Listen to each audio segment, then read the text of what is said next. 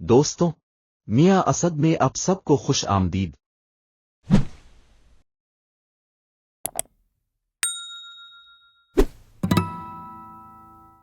سانپوں کا جزیرہ، جسے سانپ کا جزیرہ آدا گراندے بھی کہا جاتا ہے، کی ایک بھرپور اور دلچسپ تاریخ ہے۔ یہاں اس کے تاریخی پس منظر کا مزید تفصیلی بیان ہے۔ ابتدائی تاریخ۔ جزیرے کی تاریخ ہزاروں سال پرانی ہے۔ یہ خیال کیا جاتا ہے کہ یہ جزیرہ آئس ایج کے دوران تشکیل دیا گیا تھا، جب سمندر کی بڑھتی ہوئی سطح نے اسے تقریباً 11,000 سال قبل سرزمین سے الگ کر دیا تھا۔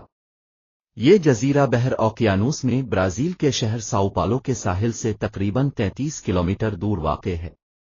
دریافت اور نام: یورپی متلاشی، خاص طور پر پرتگالی ملاح، پہلی بار 16ویں صدی کے دوران جزیرے سے ملے۔ اس جزیرے نے اپنا نام زہریلے سانپوں کی بڑی آبادی کی وجہ سے حاصل کیا جو اس میں رہتے ہیں۔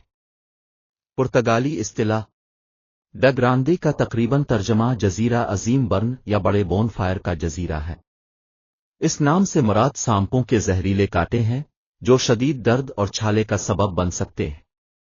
لائٹ ہاؤس کی تعمیر 1909 میں برازیل کی حکومت نے علاقے میں نیویگیشن کی مدد کے لیے جزیرے پر ایک لائٹ ہاؤس تعمیر کیا۔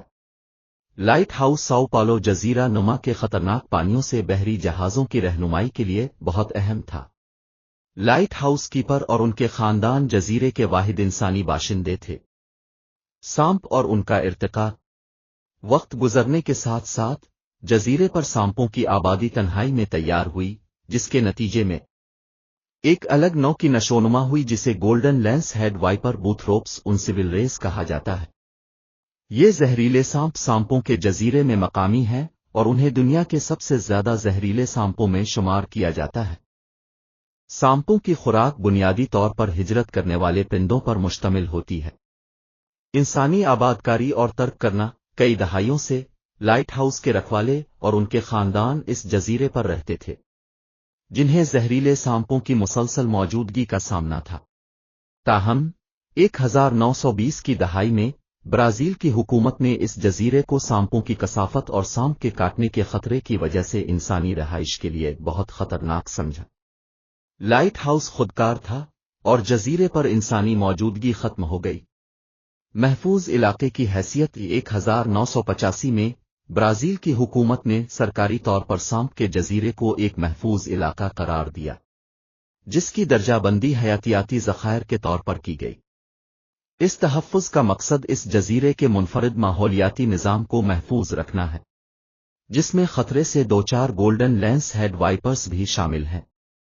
جزیرے تک عوام کی رسائی محدود ہے اور سائنسی تحقیق یا دیگر مجاز سرگرمیوں کے لیے خصوصی اجازت درکار ہے۔